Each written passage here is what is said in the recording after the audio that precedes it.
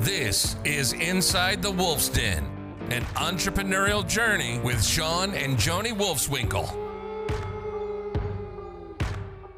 Welcome back to Inside the Wolf's Den with your hosts, Shawn and Joni Wolfswinkle. Today we have a special guest with us, Jack and Michelle Bosch. How are you guys today?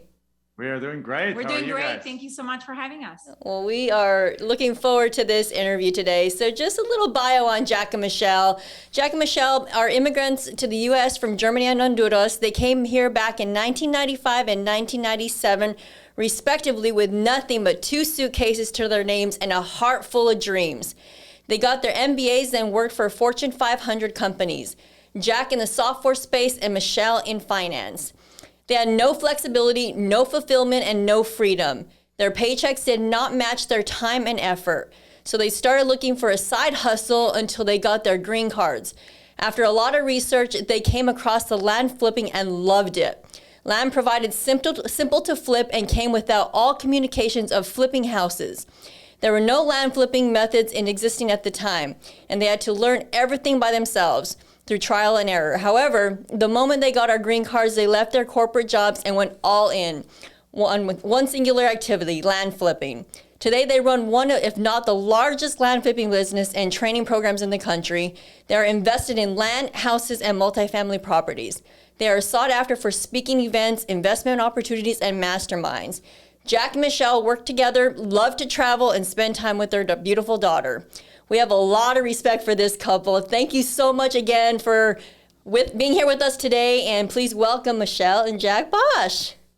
Awesome. Thank you so much for that warm welcome. Thank you for having us. Yes. Yeah, so if you might mind just maybe telling us a little bit more about your guys' backgrounds, how you got into the land flipping and just more details. And we would love to hear more about your story.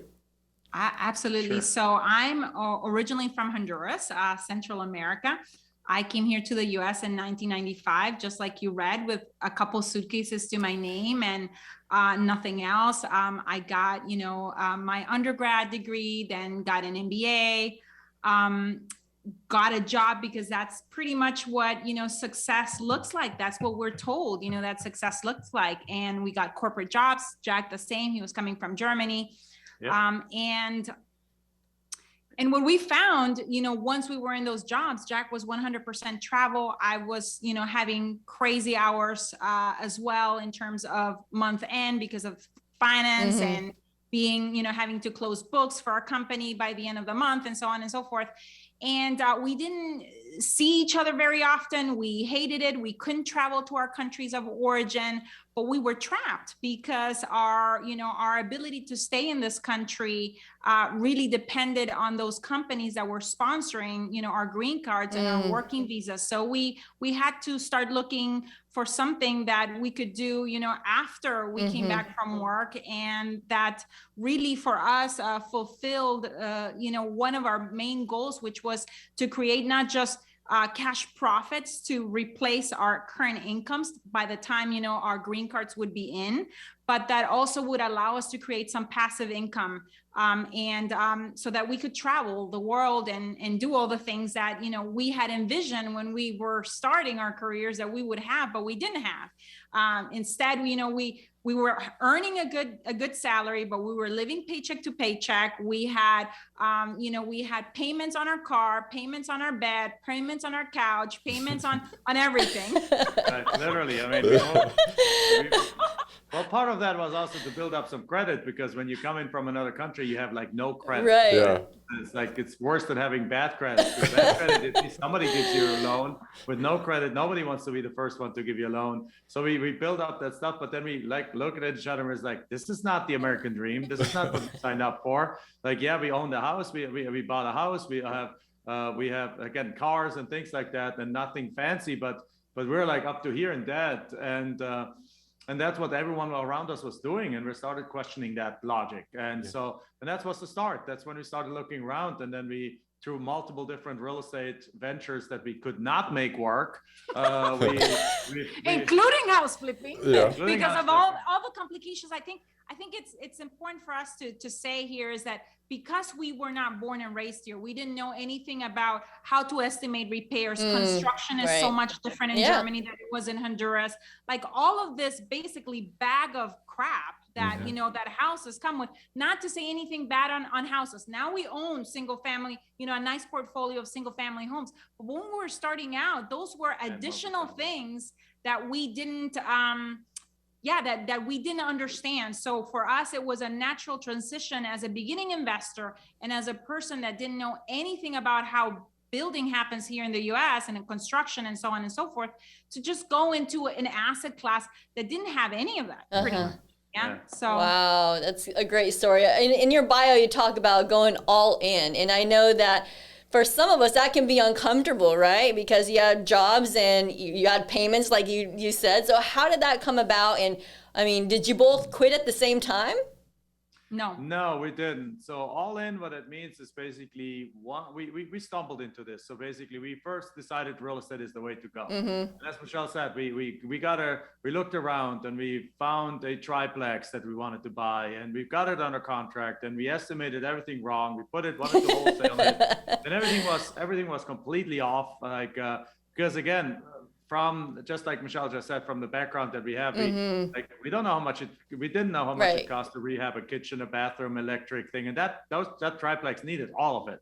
Right? So we got it at a price. We marked it up by just $5,000 just to make something, and nobody bought that thing. We got like 30 people inquiring about it. It was like, okay, that's not working. Then we looked into tax liens and tax deeds, and we were outbid at the auctions. We bought liens, and finally we stumbled into, we came up with a thought of, hey, if people don't, like around the tax delinquent side of things, if people, there's people that let their houses and their land and their stuff go and don't pay property taxes. So we're like, well, which is something that blew our minds up, because this is not a concept that like in Europe or in Latin America where you're going to lose your property due to a delinquency in property taxes. That just doesn't exist. So it was like, whoa, and people actually let them go. And after attending one of the auctions, I noticed that a lot of the parcels that were coming, or the properties that were going up for auction, were actually land. So we decided, well, what if those people,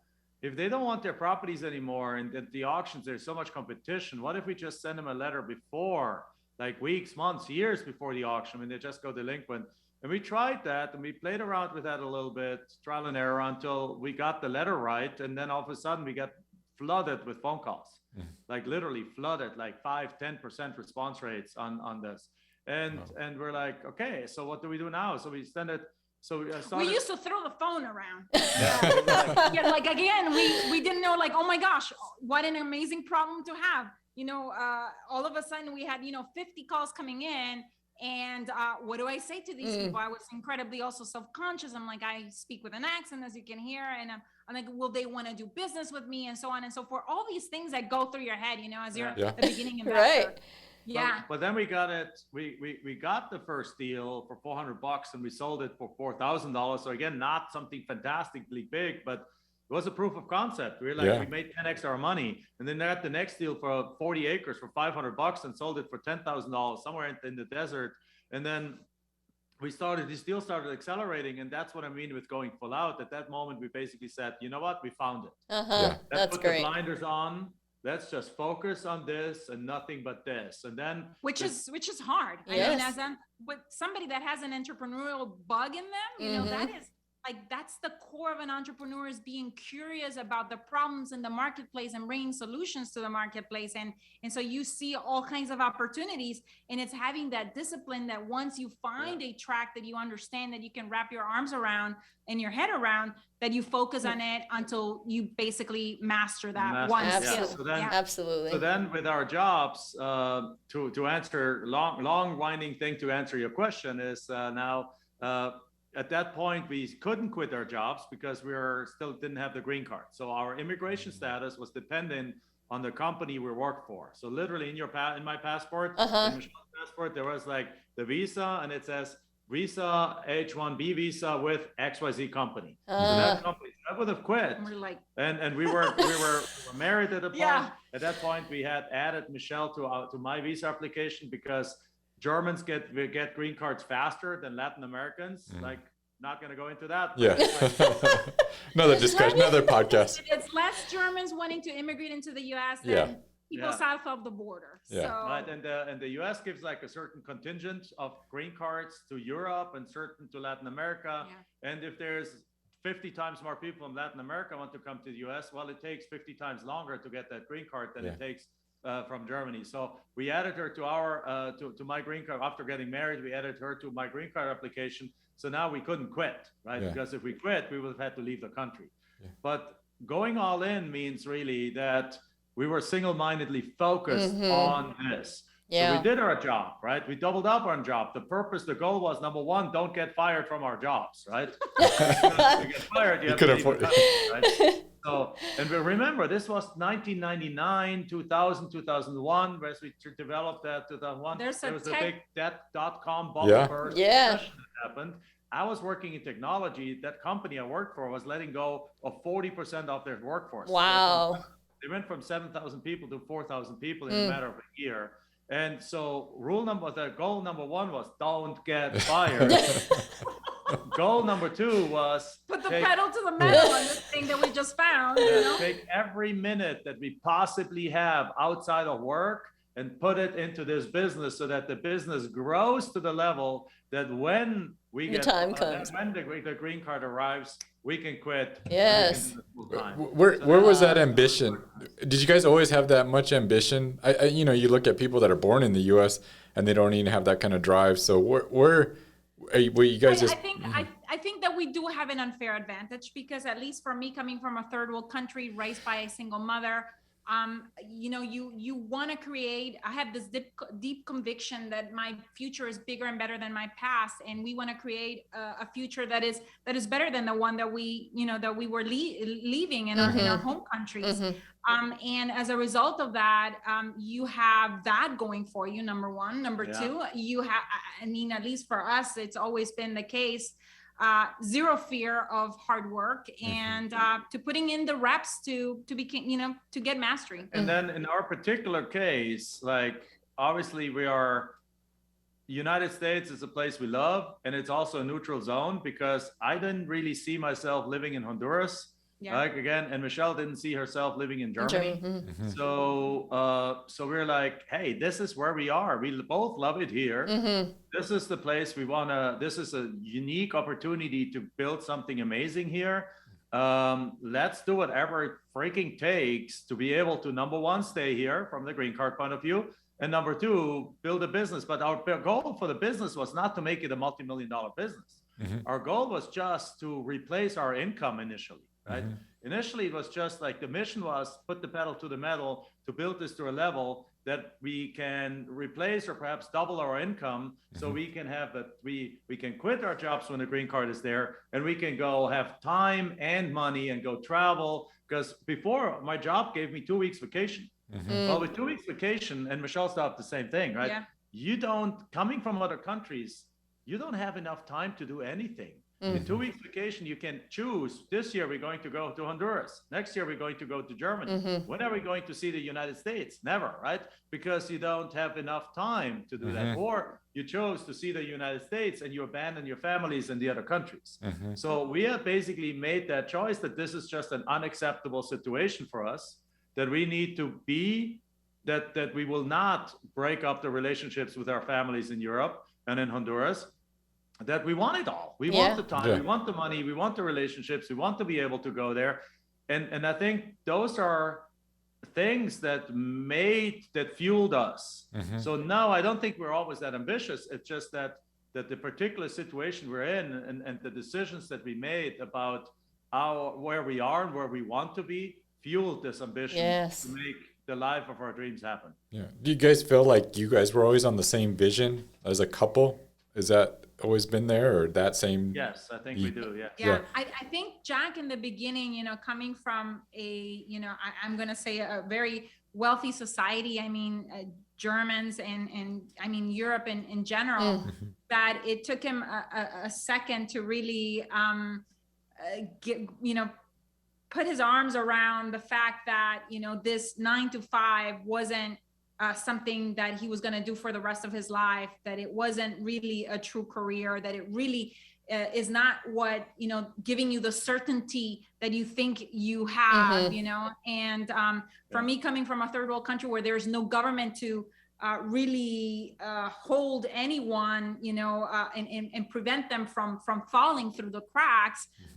Maybe I was a bit more entrepreneurial. I agree, 100%. Like I was totally set on the career path. I wanted to go into a consulting business and then consulting company, and initially, before obviously I met this wonderful lady, my plan was to go back to Germany, and I had a job lined up and all things, and I would have been like well-earning management consultant or something like that over time. And in Germany, my brother, for example, in his very first job, had 8.5 weeks vacation the first year. Wow. So if you like that European kind of thing, that's stimmies, or that kind of prevents a lot of people from going into entrepreneurship over there. Yeah. Because if you're pampered in the workforce and you have 8.5 weeks off doing a work year, why would you ever, and you make good money, then there's no reason to go off on your own, because the pain is not so much there, right? Often what drives you into entrepreneurship is pain. It's pain, Is the pain. At least at the beginning,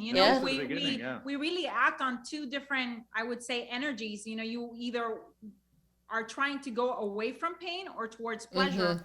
And therefore for us, there was pain there at the beginning for sure. Plus, we were incredibly unfulfilled. I almost felt like we were comfortable but miserable in those jobs. So yeah. I admire you guys and all that you guys are doing and working together, and it's where I think you guys are the first couple outside of Joni and I that we've interviewed that work together, have built the company together, and it's really a rare thing out there, and people that enjoy it together and still stayed married and all that. So give us some what do you guys do to make it work? And well, it doesn't always work. I'm sure let's be real. I'm sure that's the case with you guys too, right? No, but in all seriousness, I think from the beginning, we both are very different, and as a result of those differences, we complement each other really well.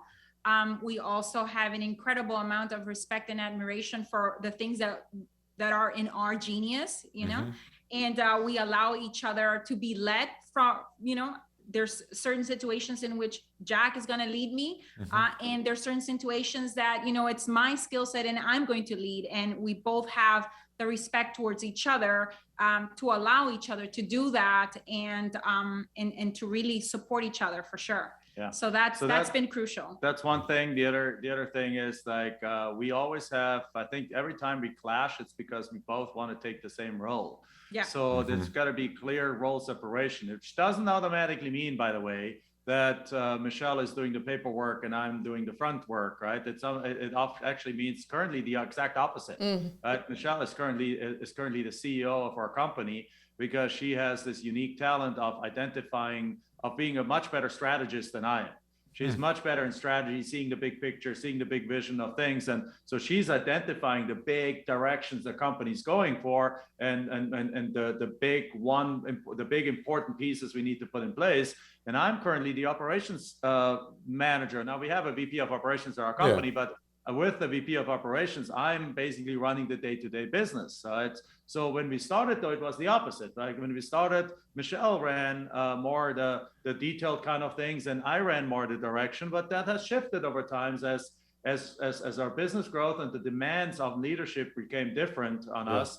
And it's got to be, you got to keep that ability to shift and not say like, no, I'm the big boss here. No, something like that. Now it's not at all. She's the boss and I work for her, but in a marriage, we know that's true anyway, right? And Shawn, I totally know what you're saying. But no, I appreciate you saying all that, because actually it's incredible how similar we are. Because it was that way, the same way. I was leading very much in the beginning, and I guess you would say the visionary, and Joni was more like operations, but then roles recently in the last 3 years have really switched, and I'm much more into the operations, and especially as the business has gone bigger.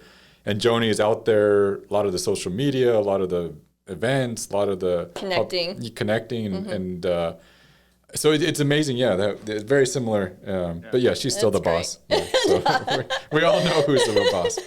So yeah, I mean, how do you balance the work and family life? I know because you travel. I mean, you work hard and play hard as well. So how do you balance all that? I think you said it. You work hard, play hard. So we have very long, intensive sprints of work where we do long days, long things. Now we have 3 businesses really. We have our land flipping business where we buy these pieces of land for 10 cents or 10 to 40 cents on the dollar and wholesale them, or for 60, 70 cents on the dollar, or flip them with seller financing.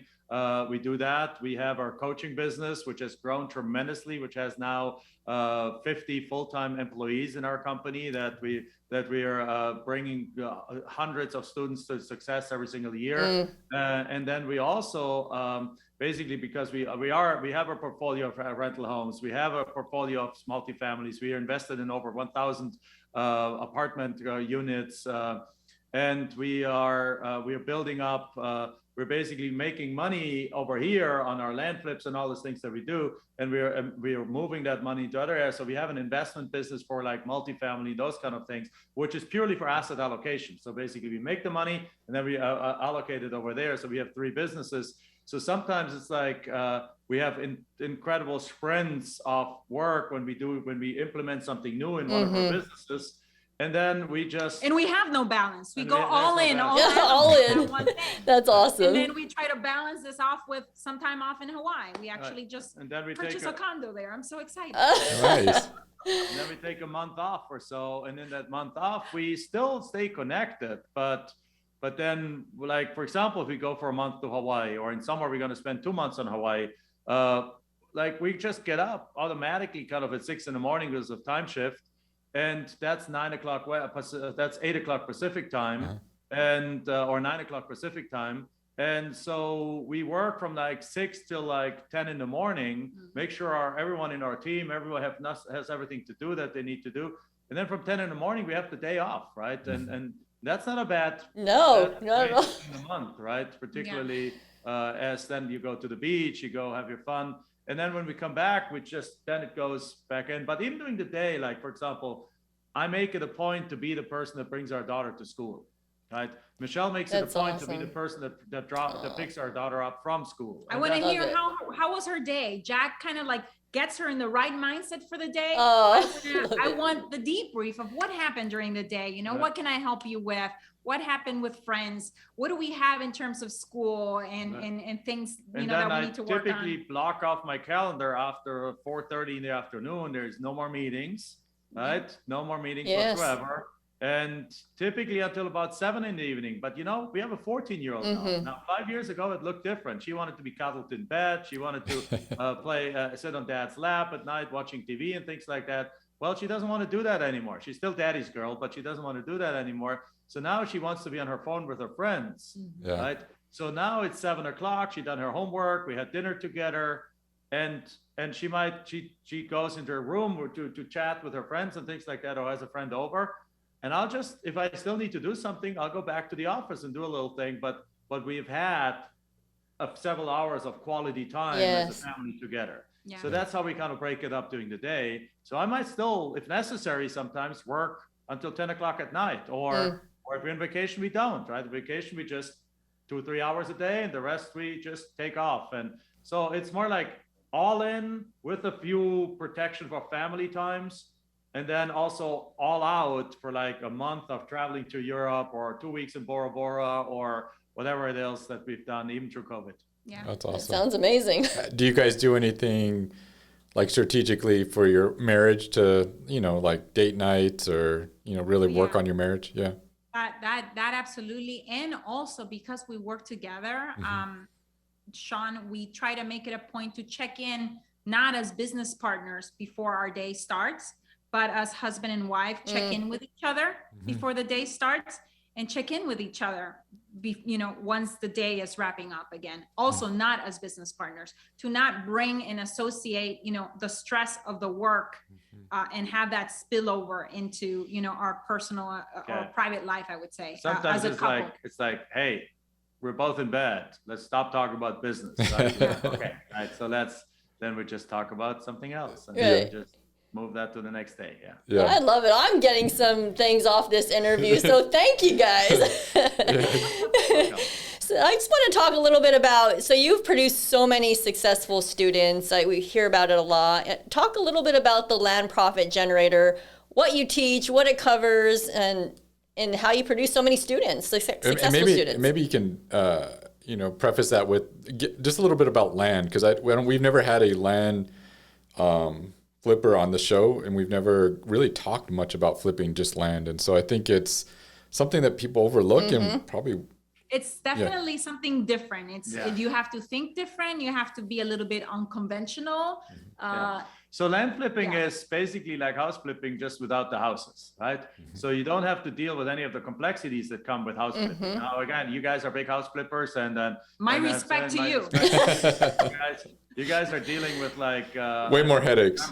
We went on a trip to China a few years ago, and we went to one of these Chinese traditional things, and there's the guys with the sticks and the plates juggling on there, and they're like juggle 25 of them. And that reminds me of house flipping, because you got to juggle all these different things. Well, with land flipping, you have 23 less of these things to juggle, and you're really only juggling perhaps 1, 2, 3 different things. Right? So it's much simpler. So, but in essence, it's the same thing.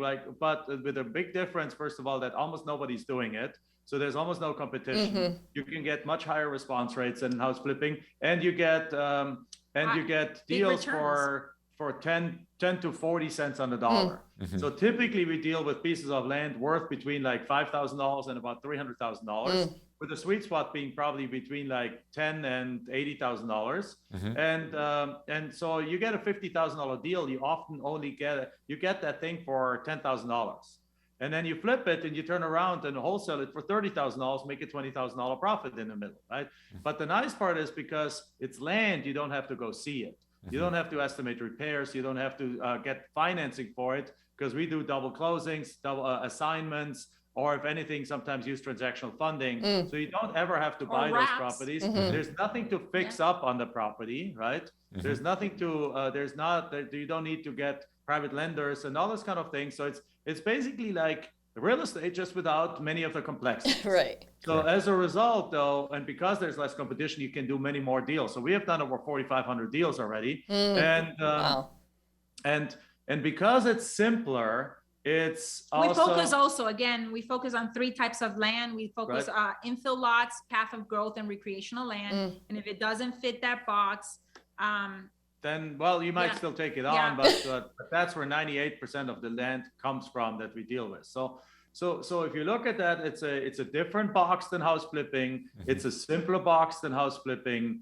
And the most important thing is that it's a virtual box of real estate flipping, because again, there's virtual house wholesaling, and a lot of people do that, but unless you're really, really sophisticated, you still need boots on the ground to look at a property inside. You still need to see what's the condition and so on, what's the condition of the roof. And in land, you don't. So we have, for example, we have a land flipping. Use Google Earth. Yeah, we have a land flipper that has learned from us that does that from Spain. And it's a German guy that commutes between Mallorca, Spain, and Germany. And he's on track this year to do $4 million in net profit on land flipping. Wow. And he's doing this for 3 years now. And up until November of last year, he has never been in the United States ever. So he's done like 100+ deals in the United States from Germany and Spain without even ever being in the United States. So it's true 100% virtual land flipping, because you use Google Earth and maps to see the properties. You put them on social media to sell the properties. You use title companies to close the properties. The sellers are usually somewhere completely different than the property anyways. Your property's in Texas, the seller might be in Michigan, and the buyer might be in Florida. And so there's no way to meet with people in the kitchen table anyway. And it's a true virtual land flipping. And that makes it scalable and easier to do for really anyone from anywhere. Right. So that's secret number 1. Secret number 2 is our coaching program is designed. We really looked at a bunch of coaching programs out there on how people do that. We enrolled in coaching ourselves. We're big believers of coaching. And we get disappointed all the time when we join coaching programs because they just are not designed to put people on a path to success. They're designed to teach people a bunch of stuff. But if you're in the middle of a deal and you're struggling, you don't usually get the support that you need, right there in the moment. Human intervention. Right. Yeah. When something is, I always tell Jack, when something is falling apart, like my tacos, like I need help right now, they're not available. So we wanted to change that and basically looked at all the places where traditionally somebody would fail and put human intervention. And that means that, therefore it requires a bigger team. It's a heavy lift, to be frank. But that is something that I can be proud of, that I can with conviction say we're peerless in the industry. We're not only having an opinion of what coaching should look like, but we're actually bringing the solution to the marketplace. So that's something I can stand behind. Yeah, that's huge. Yeah.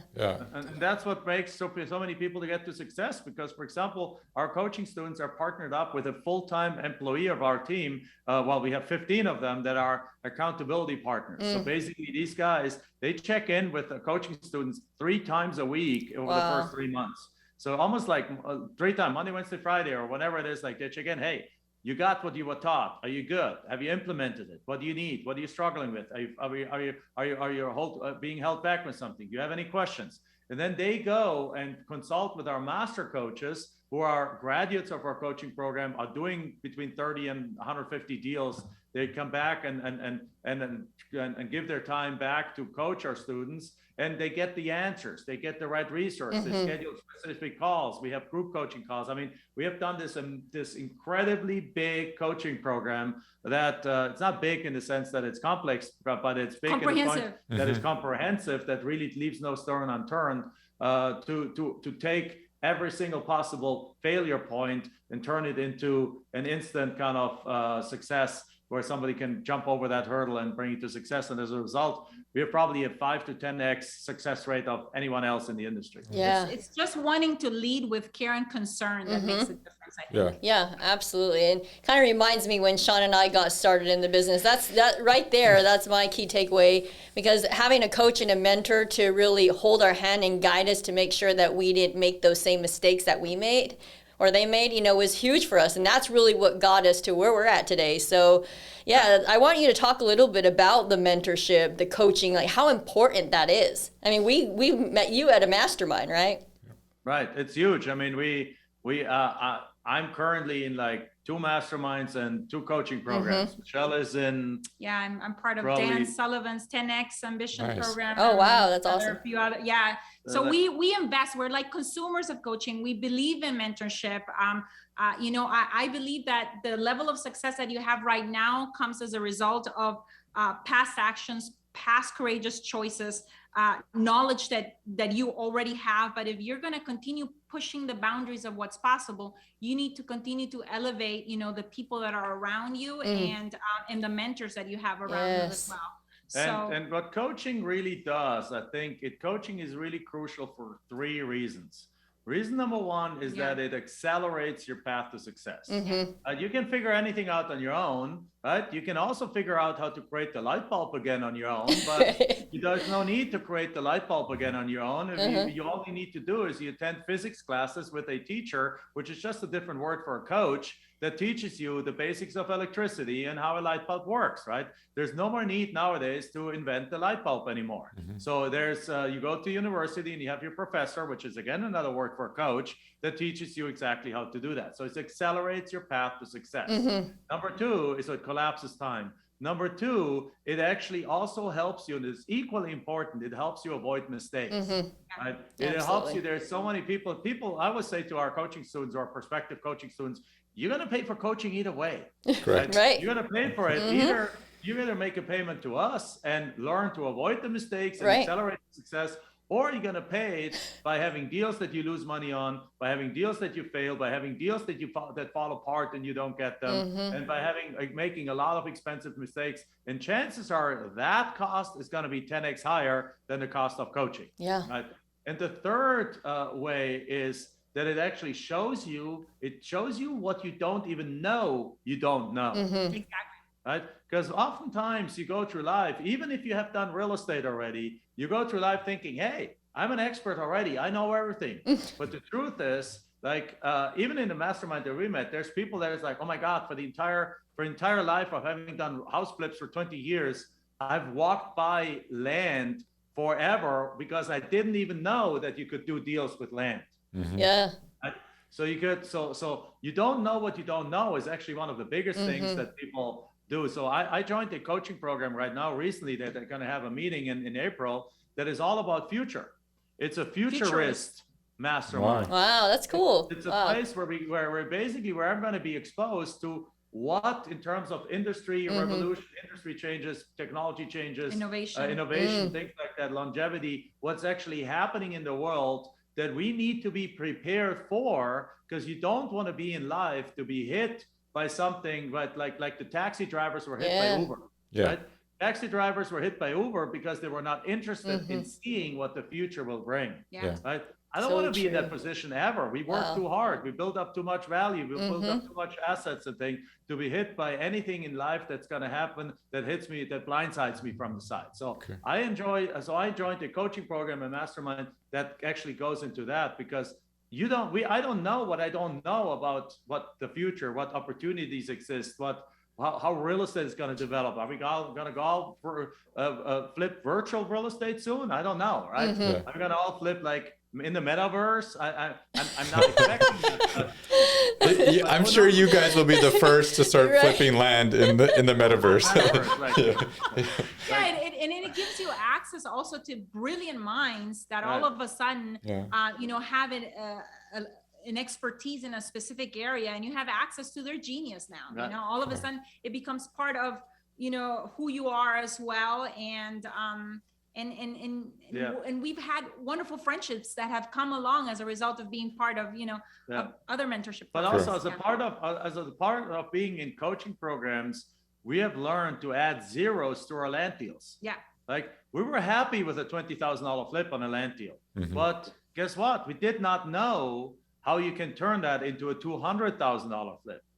Well, guess what? So that's the thing that you don't even know exists. So thanks to coaching programs, you not only you never stay complacent. You're not just, oh yeah, I figured this out, let me just do my lane, this is fine. But even the experts need coaches, because there's so much we don't even know. I agree. How do you guys stay like grounded, or when you go to like maybe that futuristic mastermind and all that, not chasing the shiny objects or something that would distract you, but how do you know which things you really should do, or is it just to improve your existing businesses and guard it, or what's your thoughts on that? I think that when we see other opportunities out there, it's always like, how does it complement with what we're already doing? And how is it going to fuel what we're already doing? Or if it's a completely new venture, okay, now we're in a position where if we start any new venture, we can bring in the higher level person that is going to be the head to the horse, for that opportunity that we want to, pursue into the future, that has great opportunity. Or great, upside, and so on and so forth. So that thing, but I'm the. That's a great question for me, because I'm the eternal squirrel looking at 100,000 other opportunities and things like that. But what it really comes down to is, like, if you're that kind of shiny penny person, what you really are is probably what's called a quick start. And a quick start is somebody that wants to start something new all the time, is looking for variety. So what we have learned is that there's one way to look for varieties by trying to do 10 different things at the same time, which leads to none of them succeeding. Right. That what we have learned is to search for variety inside of one thing that we're doing really, really well. So I'm satisfying my need for variety by going to a conference like that, and then seeing how can, as Michelle just said, how can we apply one thing that we learned there to what we are already doing, to make what we're doing even better, to make our land flipping even better, to make our coaching even better, to make our large multifamily investments even better, right? Yes. So, but unless it is like the world's most revolutionary idea, that will change everything. In that case, perhaps, yeah, it's something to look at and really change everything you're doing, which we think land flipping is, for example, which land flipping was for us. And land flipping is for people. They sell their companies, they switch their stuff. We have people sell their dentist practice and they go full in on land flipping. But then within that, there's so many different things you can do that you need for variety, which is really the reason why people look for these shiny pennies, is fully mat and beyond mat. So there's so many different ways. I mean, land flipping does not just mean you flip land. You can split land, you can rezone land, you can develop land, you can take land and you can subdivide, you can aggregate, you can do so many things with land. You can improve it a little bit, you can clear it, you can get into timber on land to get the land just for the value of the timber. You can get land for the mineral rights. There's so many different things you can do in land that you will never get bored. Yeah. Yes. That's awesome. That's awesome. I feel like we can talk for like 2 hours because you guys have so much knowledge, but I want to respect your time too. So I just want to real quick, what advice would you give an investor, maybe just starting out? Maybe what path to success should they get started? What I just said is look around, like smell a bunch of flowers, but then once you ask yourself every single time, based on the lifestyle that you want to live, based on the time, how many hours a week you want to work, based on where do you want to work, how do you want to work, if you love traveling, then fix and flip might or might not be the right answer, right? Because I mean, unless you right away build a big team. So ask yourself what you really want, what you enjoy, and then look for businesses that check those boxes. And then once you find your favorite one, put the blinders on and do what it freaking takes to succeed there. Because there's a growth curve in everything. There's what we call it, I hope it's not necessarily entirely PG, but between everything to get everything to mastery, there's always a period in there where it's not all flowers and roses. It's what one lady wrote in a book. She called it the shit sandwich. So basically, between everything, it's just, you got to look at that and you got to see, is that S sandwich, is that the one am I willing to eat that one to get to the other side, right? I think I've ate a couple of them already, so along the way. I'm a slow learner, so I keep going back. Yeah, but keep going back for more. We all have eaten them. But the question is, do you want to eat the big one or you want to eat the small one to get to the same result, right? Yeah. So you want to look at those things, and then, but once you found it, it's like, this is what it is. Know there's going to be hurdles. Know there's going to be a learning curve. Know there's going to be some things. Know that you'll need a coach. But then go for it, stick with it, and make it happen, and then you'll come out victorious at the other side. Love that. Yeah. So we always ask our guests, what's your guys' next? So Dan Sullivan, it was David Phelps. Yeah, wrote next. Yeah, it was Phelps. Yeah. So what's your guys' next? What are you goals? Anything coming up? Anything exciting? Well, we're building right now, like Jack said, we use our land flipping as our cash machine. That's kind of like the gateway asset to produce cash profits that we then allocate into other asset classes. So we are really embedding, on multifamily, even to this day. I mean, because there is, double-digit inflation, we're doubling down on real estate for sure. So we don't teach that. We will never teach this. This is not something we do. We'll never teach multifamily. It's something we do just to put our own money in place. And we syndicate, and a lot of our students who want to invest with us too, because they had such a great experience in the first place. But yeah, that's one thing that's our next. But the reason behind the next is that I'm 51, Michelle is a young puppy, and 6 years younger than 45. So we're just looking at the next 5 to 10 years of just taking jump chips off the table and just moving it into just lifetime cash flow assets. Yeah, we're in that season of life already where we're looking at that. Where a daughter 4 years from now, she's out of school, she's out of college, we're going to be empty nesters. And at that point of time, we are truly not bound to a location anymore. And at that point of time, we are just, that's why we bought a condo in Hawaii right now. So our next is is like go full out for the next 5 to 7 years, probably still go full it, and then probably slow things down at that point of time. And well, just, Jack will be slowing down. Yeah. My prime because I'm 6 years younger. But going down from a point of view that we'll probably spend 3-4 months a year in Hawaii, a couple of months in Europe, and the rest of the time here in Phoenix, and still always going to do land flips, always going to do business, but just in a different season of life. That's our next. That's awesome. That's great. Any current? Oh, go ahead. I was going to say another next for me, which I think I have started over the last couple of years, but I can see this growing, is I want to see many more women investing in real estate. Yes. I have been in so many of these masterminds, Joni, where perhaps you have been one of just a few ladies inside of that room. I would love to see many more women. Money is not new to us. It's just making money work for us that is new to us. And I want to see many more ladies have that experience and have that freedom and be able to create, that level of wealth. There's this incredibly disturbing statistic, between, a man's net worth and ladies' net worth. And I want to bridge that gap, and I want to be instrumental in being part of that. And just seeing many more women, investing in real estate, wealthy, owning the power that, that comes with, especially for us. I mean, we have like Jack said, we have a daughter, and I don't want her to start in terms of capability and confidence and courage at the level where I started investing. I want her to stand on my shoulders, and I want other women to stand on my shoulders as well. So that's awesome. That's a big next for me for sure. That's great. 100% agree with you on that. That's awesome. Love it. Joni, it's a big passion of hers as well, and including fitness into that as well. But and her book, that's what the purpose behind it. But yeah, she's in the same boat. She talks about it all the time. She ends up on all these panels at different real estate events and all that, and she's the only woman usually on all of these. And so definitely get out there and just do it. So but any current books you guys could recommend? You're actually reading I'm reading. Can you bring that one over there? Yes, that's a great This is book. one of my mentors. I'm Nice. reading Conviction Marketing. Yeah. And how basically in terms of marketing, how important it is to not forget that even though automation is sexy and that it has a place, that there's some timeless business principles of human touch, of human connection, of expressing what your deepest convictions are, what you stand for in the marketplace, that will make you really differentiate you in the marketplace when you're dealing with sellers, when you're dealing with buyers.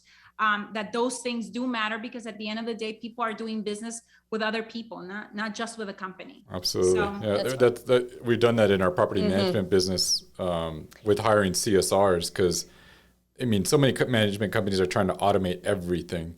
And but we implemented where we put in CSRs that they do proactive communication with the owners, and but it's that outbound touch and that getting to know the owners and their kids and having those monthly calls with them. It makes a huge difference. Yeah, it does. Which an automated email is just not going to do. So. Conviction Marketing. Okay, we'll have to read that one. Conviction Marketing by Kelly Roach. Great lady, and great book and great strategist. The other one is what I'm going to read. I'm reading right now kind of in two different directions, but both around that kind of, I know we currently live through the largest industrial revolution that the world has ever seen. And most people don't even know we are in it. So, and that's why I'm like very, very interested in like what's changing. But in parallel, I'm also interested in what is not changing. And if they like Jeff Bezos said one time, I watched a little video from him, says like, everyone is asking about what's the next thing and what's coming new, what's changing. The secret to his success is that he actually asked the question, what is not changing? And what's not changing is that people want to buy stuff and they want to have it delivered to their house, right? So that's not changing. And he built the entire customer service. So he built the entire Amazon on that premises.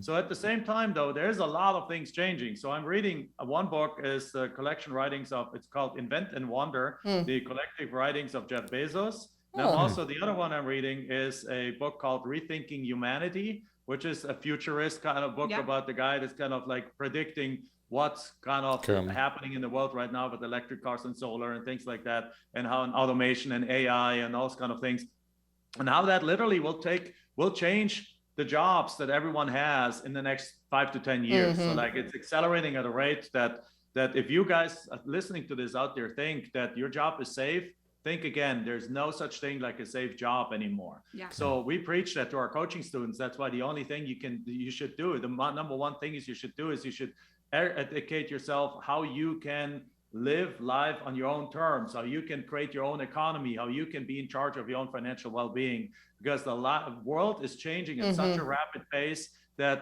just look at the taxi drivers again that didn't see Uber coming. Right. That's just one example, and it happens currently in every single industry in the world, and most people don't even see it coming.